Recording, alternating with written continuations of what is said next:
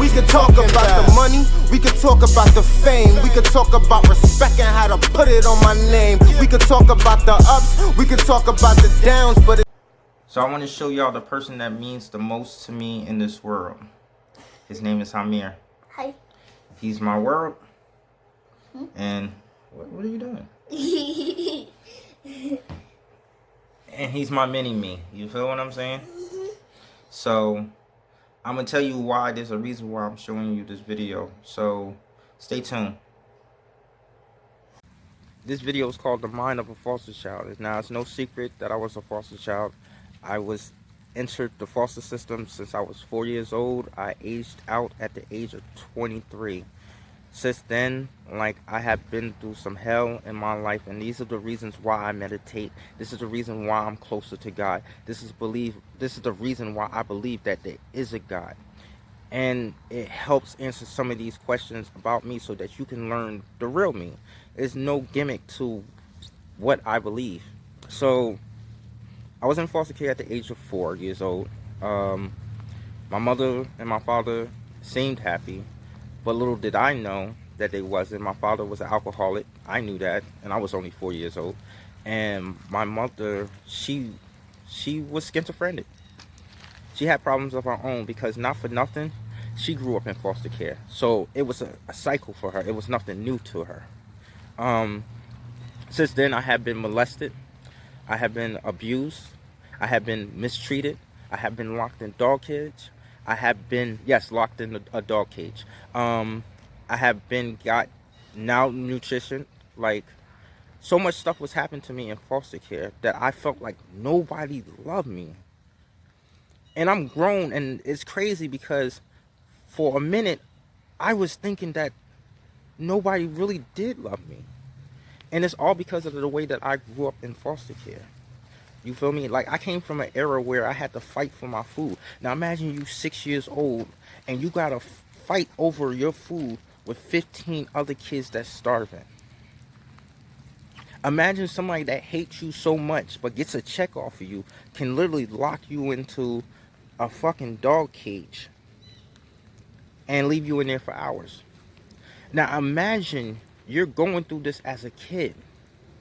Now, I know what some of y'all are saying. This sounds unbelievable, but this is truly what happened. Anybody that knows me personally, like I said, knows what I've been through and the stories that I tell.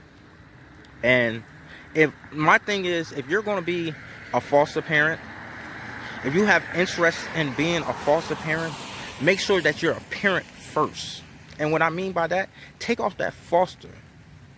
Take off that word. Be a parent. Because these are what these kids need. These kids need parents in their lives. And I didn't get a parent until I got old enough, probably like at the age of 13, and I was introduced to Bishop J.H. Williams, was actually my foster father, and Miss Margaret Williams, was actually my foster mother, and they owned a church. And I got spiritual connected. I mean, not at a young age, because I was still running the streets. I had to find my own way. I couldn't do what they did, you feel me? Because I was just all messed up in the mind. And they had to reconstruct who I am. And shout outs to those who are foster parents now, who's actually doing something in their child's life, who's not doing it for a check, who's actually doing it because of the love and with the love that they have for that child. You feel me? But there's a lot of us as foster children that grows up to feel like that we're nothing, that we have the most suicidal rates, we have the most deaths through the whole situation. It's raining, I'm sorry. We have the most deaths through this, and it's all because of the fact that when these parents take us in, all they see is a check. Stop looking at the check. Stop looking at what you can get from a child, and it's $1,500 per month.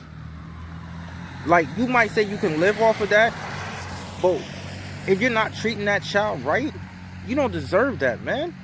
You don't deserve that. You feel me? That's to take care of the child. Now back to my story. So growing up into these foster cares, you know, I was getting into all that. I started running the streets. You feel me? I started to be involved into gangs. I started to just live my life. I smoked at a young age. I drank at a young age. I partied at a young age. Oh, I partied hard. You feel what I'm saying? But I was still missing something. And what I was missing was I was missing a family. I'm X amount age right now. I was about to tell you my age.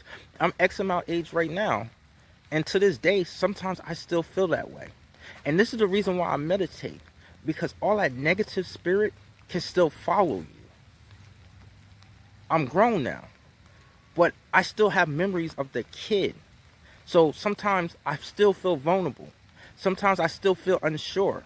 Sometimes I still feel that same fear as a kid. And I meditate and I get my mind right. And I push out all that negativity away from me. And I feed myself with positive. And that's why I prefer surrounding myself with people that surround me in my life. Fogged up my camera real quick. That's why I prefer those people that surround me in my life. And that's why you can't be negative around me. That's why I refuse to have any negativity around me. Because I know what I've been through and how good God is. I know that I serve a higher purpose in life. And you can't tell me that I don't. Especially the stuff that I went through. You feel me? Like, I could sit up there and chop it all day about all the stuff that I've been through. But I just wanted to let you know that these foster kids need love too. Love them. You feel me? They need good homes. We don't have too many good homes out here. We don't have too many good people out here that's going to say, here's a helping hand. You feel me? What you do for a kid can impact their future. Now, I'm just creating my own future now. I'm just am. You feel me? And I'm in North Carolina right now. I grew up in the slums. I grew up in North New Jersey. Anybody that know North New Jersey, you don't make it out there. By the age of 18, you should be technically already considered dead. You feel me? But I made it out. You feel me? And so I had to find a peace of mind. So I moved down to North Carolina, got my life together. You feel me? I have my wife. I have my son. You feel me? And my son's not even mine.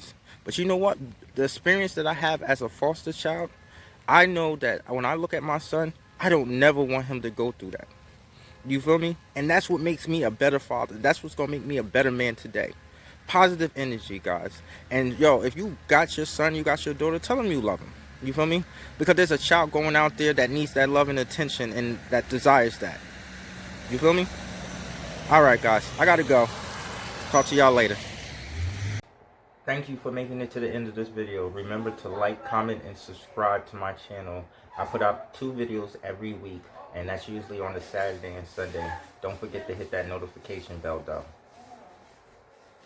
Upper low, plenty niggas out here faking, get exposed. Niggas in the way, damn they gotta go.